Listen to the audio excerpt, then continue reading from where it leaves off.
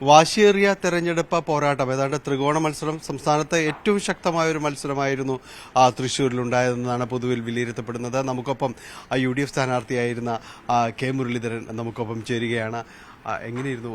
വലിയ രീതിയിലുള്ളൊരു നല്ല രീതിയിലുള്ള പോളിംഗ്, അതായത് മറ്റ് സ്ഥലങ്ങൾ ബാധിച്ച പോലത്തെ ഒരു നേരിയ കുറവുണ്ടായിട്ടുണ്ട്. പക്ഷേ എങ്കിലും പോളിംഗ് ആരംഭിച്ച് അവസാനിക്കാൻ 6 മണിക്ക് ശേഷവും ചില സ്ഥലങ്ങളിൽ പോളിംഗ് ഏതാണ്ട് 20ഓളം ബൂത്തുകളിൽ മിനിമം പോളിംഗ് എക്സ്റ്റെൻഡ് ചെയ്യേണ്ടി വന്നിട്ടുണ്ട്. അപ്പോൾ അതൊക്കെ ചിലത് 8:30ക്കാണ് കഴിഞ്ഞ്. ഞാൻ പോളിംഗ് ബൂത്തുകളൊക്കെ വിസിറ്റ് ചെയ്തിരുന്നു. ചിലത് 8:30ക്കാണ് കഴിഞ്ഞത്, ചിലത് 10 മണി വരെ നീണ്ടിട്ടുണ്ട്. അപ്പോൾ മൊത്തത്തിൽ നോക്കുമ്പോൾ UDFന് പോൾ ചെയ്യപ്പെടേണ്ട വോട്ടുകളൊക്കെ പോൾ ചെയ്തിട്ടുണ്ട്. പക്ഷേ ഈ വോട്ടെടുപ്പ് വളരെ മന്ദഗതിയിലാണ് എല്ലായിടത്തും നടന്നത്. പല ഘടകങ്ങളുണ്ട്. ഒന്ന് VVPATന്റെ സെറ്റ്, അത് ക്രമീകരിച്ച രീതി, അതായത് ചിത്രം തെളിഞ്ഞു കണ്ടതിന് ശേഷം പിന്നെയും ബീപ്പ് സൗണ്ട് വരാൻ സമയമെടുക്കുന്നുണ്ട്. അവിടെയാണ് ഡിലേ വരുന്നത്. സാധാരണ രീതിയിൽ പോലെ നമ്മളിപ്പോൾ വോട്ട് ചെയ്ത് VVPATൽ ചിത്രം തെളിഞ്ഞാൽ ഉടനെ നമുക്ക് പോവാം. ഇതങ്ങനെയല്ല. അതിനുശേഷം വീണ്ടും ബീപ്പ് സൗണ്ട് വരും. അപ്പോൾ ഞാൻ തന്നെ തിരുവനന്തപുരത്ത് വോട്ട് ചെയ്ത് ഈ ചിത്രം കാൻഡിഡേറ്റിൻ്റെ ചിത്രവും ചിഹ്നവും കണ്ട് മടങ്ങുമ്പോഴേക്ക് അവർ പറഞ്ഞു, സാർ പോകാൻ വരട്ടെ, ബീപ്പ് സൗണ്ട് വന്നിട്ടില്ല. ഞാൻ വീണ്ടും ചെന്നു. അപ്പോൾ ഒരു എന്താ പറയുക, ഒരു 5-8 സെക്കൻഡ് പിന്നെ എടുത്തു. അപ്പോൾ ഇതെല്ലാം പോളിംഗ് വൈകാൻ കാരണമായി.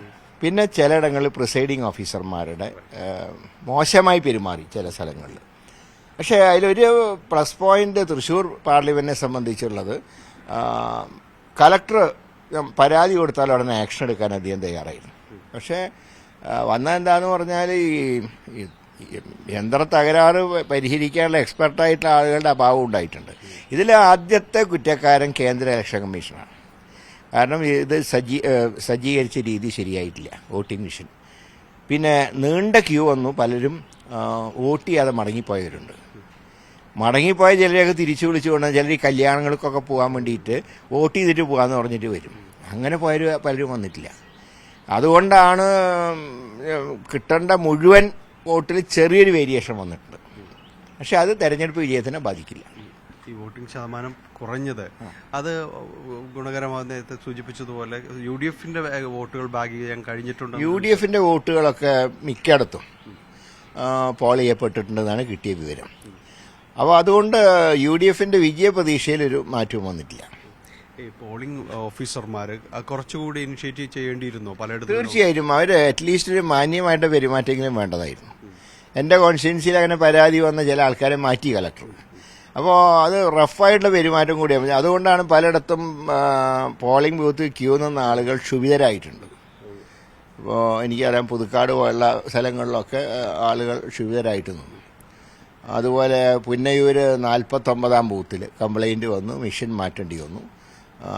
അങ്ങനെയൊക്കെ പല സ്ഥലങ്ങളിലും ഇഷ്യൂ ഉണ്ടായിട്ടുണ്ട്. അപ്പോൾ ഇതിൽ ഒരു ജാഗ്രത കുറവ് പ്രിസൈഡിംഗ് ഓഫീസർമാരുടെ ഭാഗത്തുനിന്നുണ്ടായിട്ടുണ്ട്. ചിലപ്പോൾ അതാണോ എനിക്കറിയില്ല.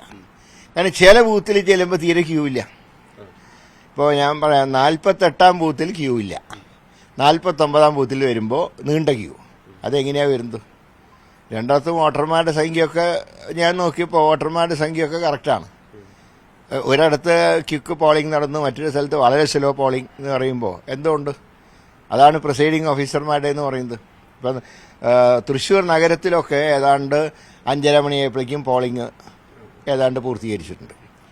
അതേസമയത്ത് റൂറൽ ഏരിയയിലാണ് വളരെയധികം ഡിലേ വന്നിട്ടുള്ളത്. ഈ BJP അതോടൊപ്പം തന്നെ CPM അങ്ങനെ ഒരു ഭാഗം തുടക്കം മുതൽ തന്നെ താങ്കൾ ആക്ഷേപിക്കുന്നു. അത് നന്നായിട്ട് വന്നല്ലോ, ഇലക്ഷൻ നന്നായിട്ടുണ്ട്, ക്രോസ് വോട്ടിംഗ് നന്നായിട്ട് വന്നിട്ടുണ്ട്. അതിപ്പോൾ റിസൾട്ട് വരുമ്പോഴേ പറയാൻ പറ്റൂ.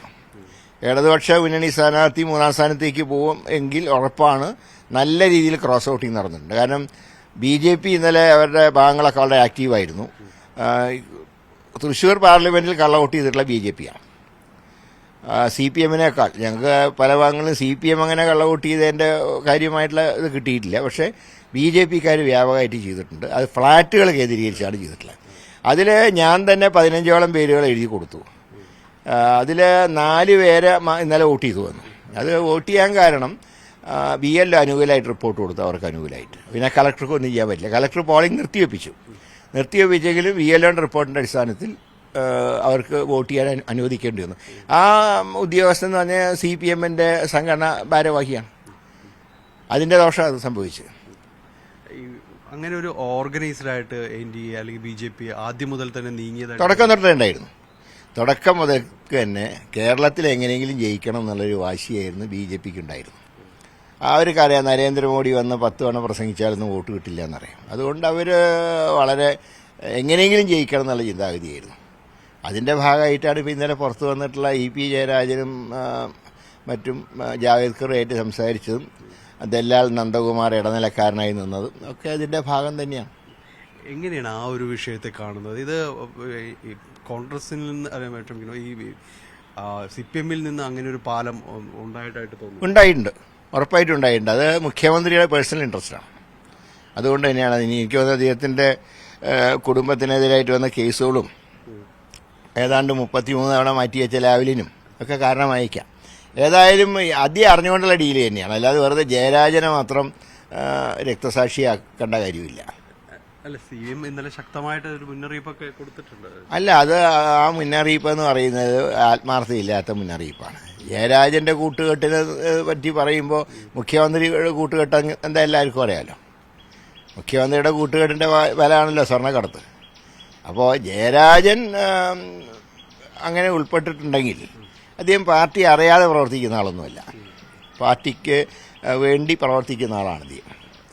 മുഖ്യമന്ത്രിയുടെ പ്രസ്താവന ഒരു നാടകം മാത്രമാണ്. അത് നാടകം മാത്രമാണ്. കാരണം കൂട്ടുപ്രതിദിനം മാത്രം ഉണ്ടല്ലോ, അവനവൻ തെറ്റ് ചെയ്തിട്ട് അതിൻ്റെ ഭാരം മുഴുവൻ, പണ്ടുണ്ടല്ലോ ഒരു കൊലക്കുറ്റം ചെയ്തിട്ട് കൂടെയുള്ള വിശ്വസ്തനെ തലയിൽ കുറ്റം ചാർത്തി കൊടുക്കുന്ന ഏർപ്പാടുണ്ടല്ലോ, ഇത് അതിൻ്റെ ഭാഗമാണ്. അദ്ദേഹം പറയുന്നത് പാപികളുടെ ഒപ്പം ചേർന്നാൽ ശിവനും പാപിയാവും. ശിവൻ പാപിയാവില്ല. ശിവനോടൊപ്പം പാപി ചേർന്നാൽ ഒന്നുകിൽ പാപി നല്ലവനാവും, അല്ലെങ്കിൽ ശിവന്റെ 3-ാം തൃക്കണ്ണ് തുറന്നാൽ പാപി ഭസ്മാവും എന്നാണ് ഹിന്ദു പുരാണത്തിൽ ഞാൻ പഠിച്ചിട്ടുള്ളത്. ഞാൻ പഠിച്ച പരമശിവൻ അങ്ങനെയാണ്. ഇന്നലെ ഈ ജാവ്ദേക്കറിന്റെ കാര്യം പറയുമ്പോൾ ഇന്നലെ നന്ദകുമാർ പറയുന്ന ഒരു കാര്യത്തിൽ കോൺഗ്രസ് നേതാക്കളുണ്ട്, താങ്കൾ ഉൾപ്പെടെയുള്ളവരുടെ പേരുകളാണ് അദ്ദേഹം. ഞാൻ BJPയിലേക്ക് പോകുന്ന ഏത് നേതാവ് പറഞ്ഞാലും അത് കേരളത്തിലെ ജനങ്ങൾ, പ്രത്യേകിച്ച് ന്യൂനപക്ഷങ്ങൾ, അത് വിശ്വസിക്കില്ല. ചിലപ്പോൾ സഹോദരി അടക്കം പോയതുകൊണ്ടായിരിക്കാം ആ രീതിയിൽ. അങ്ങനെ ഉണ്ടാവില്ല. സഹോദരി പോയാലും സഹോദരനും പോകുന്നുള്ള പ്രചാരണമാണ് LDF ഇവിടെ നടത്തിയത്, തൃശ്ശൂർ നടത്തിയതാണ്.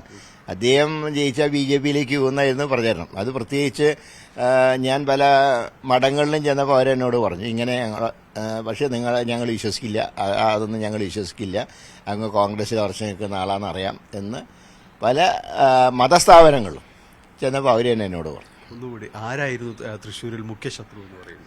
മുഖ്യ ശത്രു ഞങ്ങളുടെ BJPയെ തന്നെയാണ് ഞങ്ങൾ ശത്രുവായിട്ട് കണ്ടിട്ടുള്ളത്. കാരണം ശത്രു എന്ന് പറയുമ്പോൾ ഒരിക്കലും യോജിക്കാൻ കഴിയാത്തവരാണ്. ഇടതുപക്ഷത്തിന് അങ്ങനെ പറയാൻ പറ്റില്ലല്ലോ, കേരളത്തിന് പുറത്തുണ്ടല്ലോ. അതുകൊണ്ട് ശത്രുത രാഷ്ട്രീയത്തിൽ ശത്രുത എന്ന് പറയാൻ ശരിയല്ല, എങ്കിൽ എതിർഭാഗം ശക്തമായി ഞങ്ങൾക്ക് ഒരിക്കലും യോജിക്കാൻ കഴിയാത്തത് BJPയാണ്. അതുകൊണ്ട് അവരെ 3-ാം സ്ഥാനത്തേക്ക് അയക്കണം എന്നുള്ള ധാരണയിലാണ് ഞങ്ങൾ പ്രവർത്തിച്ചത്. പക്ഷേ ഈ ക്രോസ് വോട്ടിംഗ് നടന്നതിൻ്റെ ഫലം എന്താണെന്ന് പറയാൻ പറ്റില്ല.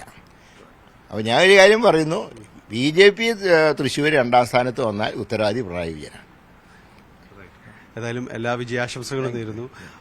ശ്രീ K മുരളീധരൻ തന്റെ കാഴ്ചപ്പാടുകൾ വ്യക്തമാക്കുകയായിരുന്നു. തെരഞ്ഞെടുപ്പ് സംബന്ധിയായും അതോടൊപ്പം തന്നെ പുതിയ രാഷ്ട്രീയ സംഭവ വികാസങ്ങളും അദ്ദേഹം അർത്ഥശങ്കയ്ക്ക് ഇടയില്ലാത്ത വിധം തന്നെ നിലപാട് വ്യക്തമാക്കുകയാണ്. ക്യാമറമാൻ KP ധനുഷിനൊപ്പം തൃശ്ശൂരിൽ നിന്ന് ഡാനി പോൾ, ന്യൂസ് 18.